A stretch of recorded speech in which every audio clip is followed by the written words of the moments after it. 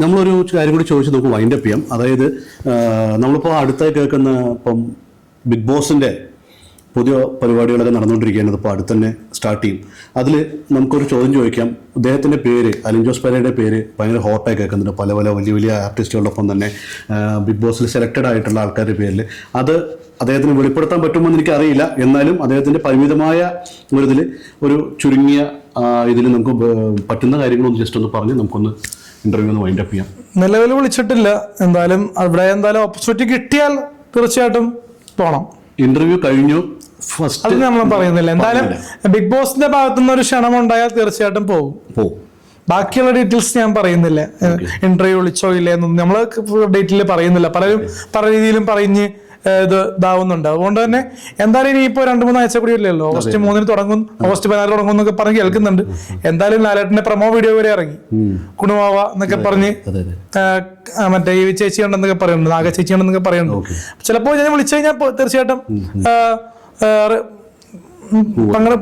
അവർ പോയി പങ്കെടുക്കുമായിരിക്കും. അറിയില്ലല്ലോ, ഏഷ്യാന്റെ ഭാഗത്തുനിന്നൊരു കോൾ എന്തായാലും വന്നിട്ടില്ല. എന്തായാലും കോൾ വന്നു കഴിഞ്ഞാൽ എന്തായാലും മെസ്സേജ് വന്നു കഴിഞ്ഞാൽ എന്തായാലും പോകും.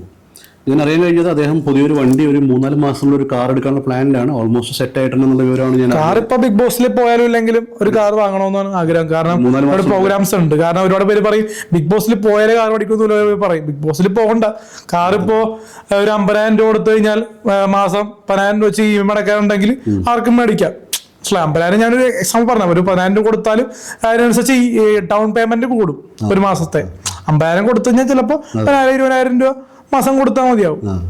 ഒരു സ്വിഫ്റ്റ് കാറൊക്കെ എടുക്കാൻ പറ്റും. അതാണ് നമ്മുടെ സ്വപ്നം. ഓക്കെ, അപ്പം ഒരുപാട് വലിയ വലിയ സ്വപ്നങ്ങളുമായി അലിൻ ജോസ് പെരേര യാത്ര തുടരുകയാണ്. അദ്ദേഹത്തിൻ്റെ ഡ്രീംസ് വലിയ വലിയ രീതികളിൽ വലിയ ഉയരങ്ങളിലേക്ക് പോയി അച്ചീവ് ചെയ്യാനാവട്ടെ. വലിയൊരു സ്ക്രീൻ സ്പേസ് കിട്ടുന്ന വളരെ നല്ല നല്ല ക്യാരക്ടർ റോൾസ്, നേരത്തെ പറഞ്ഞ പോലെ അമ്മയിൽ മെമ്പർഷിപ്പ് കിട്ടുന്ന രീതിയിലേക്കുള്ള 30 മിനിറ്റിൽ കൂടുതലുള്ള നല്ല നല്ല റോളുകൾ കിട്ടട്ടെ. അതിനുള്ള മീനൂസ് കിച്ചന്റെ സീൻസ് ഇറങ്ങാൻ പോണേ. മീനൂസ് കിച്ചൻ ഉടൻ തന്നെ നമ്മുടെ ഒരു വലിയൊരു സീന് വരാൻ പോകുന്ന ഒരു വലിയൊരു വിരുന്ന് പോലെ ഒരു സീരിയൽ എപ്പിസോഡ് വരാൻ പോകുന്നത്. കാരണം നമ്മൾ ഇത്രയും നാള് ചെയ്ത ഒരു സംഭവങ്ങളിൽ നിന്നും അതൊരു ഇത്ര ആർട്ടിസ്റ്റിന്റെ ഒപ്പം നമ്മൾ ഗൗരവമായിട്ടുള്ള ഒരു ഡയലോഗ്സ് വരാൻ പോകുന്ന. അതേപോലെ ഇതേപോലെ ഷോർട്ട് ഫിലിം അല്ല, സീരിയലുകൾ. അദ്ദേഹത്തിന്റെ മെയിൻ ടാർഗറ്റ് പറഞ്ഞാല് സിനിമകളാണെങ്കിലും നല്ല നല്ല റോളുകൾ കിട്ടുവാണെങ്കിൽ അദ്ദേഹം തീർച്ചയായിട്ടും പോകും. വിഷ്ണു കൊച്ചിക്കാരൻ ഇൻസ്റ്റാഗ്രാം വഴി കോൺടാക്ട് ചെയ്ത് കഴിഞ്ഞാൽ നമുക്ക് തീർച്ചയായിട്ടും, എന്നെ എപ്പോഴും ഒരുപാട് ഈ ബിസി ആയതുകൊണ്ട് വിളിക്കാൻ പറ്റില്ല. കാരണം വിഷ്ണു കൊച്ചിക്കാരനെ ഇൻസ്റ്റാഗ്രാമിൽ കോൺടാക്ട് ചെയ്താൽ ഇപ്പോൾ 2-3 പടം വന്നിട്ടുണ്ടല്ലോ. അപ്പൊ അത് വിളിച്ചു കഴിഞ്ഞാൽ വിഷ്ണു കൊച്ചിക്കാരൻ പറഞ്ഞ നല്ലൊരു കുറെ കാലമായിട്ട് ഇതിനോട് ഡെഡിക്കേറ്റ് ചെയ്ത് നിൽക്കുന്ന വ്യക്തിയാണ് അദ്ദേഹം. തയ്യൽ മെഷീനിൽ ഇപ്പോൾ ലാസ്റ്റായിട്ട് അഭിനയിച്ചിട്ട് നല്ല റോളാണ്. ഒരുപാട് ഷോർട്ട് ഫിലിമുകൾ, ഒരുപാട് ഇവരുടെ അലിൻ ജോസ് പെരേര. എന്റെ ആണെങ്കിലും ഇപ്പൊ ചോലവെസ്കി വരാൻ പോകുന്നുണ്ട്, ഗുലാന്തോടെ വരാൻ പോകുന്നുണ്ട്.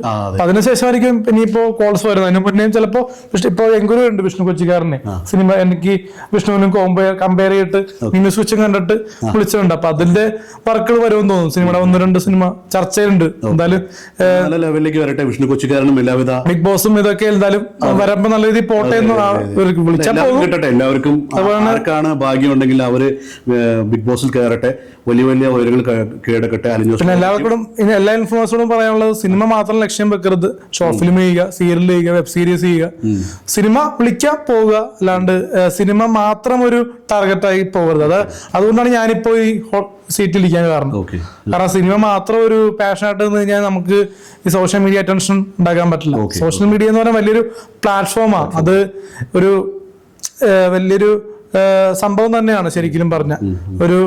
ശരിക്കും ഒരു ഗ്ലാമർ ഫീൽഡ് തന്നെ പറയാം. മാജിക്കൽ, ഇപ്പൊ സലീം കുമാർ പറഞ്ഞ പോലെ cinema is A magical field. അതുപോലെ തന്നെ social media is A magical drama. അപ്പോൾ ഒരു എല്ലാ ഭാഗങ്ങളും നേർന്നുകൊണ്ട് അദ്ദേഹത്തിന്റെ ഒരു പാട്ട് ഒരു 2 ലൈൻ പാടിയിട്ട് നമുക്ക് അങ്ങനെ വൈൻഡ് അപ്പ് ചെയ്യാം. അതുപോലെ തന്നെ നമ്മുടെ എപ്പിസോഡ് കാണണം എന്ന് ഒന്ന് ഇത് കഴിഞ്ഞിട്ട് പറയണം. അത് ഒരു പാട്ട്. ഓമൽ ചിരിയോ ചെമ്പകപ്പൂ വിതളല്ല, കാണാനിവളോ അമ്പിളി കൊഞ്ചവളല്ല, പണ്ട മുതലേ തന്നന ഓമൽ ചിരിയോ ചെമ്പകപ്പൂ വിതളല്ല, കാണാനിവളോ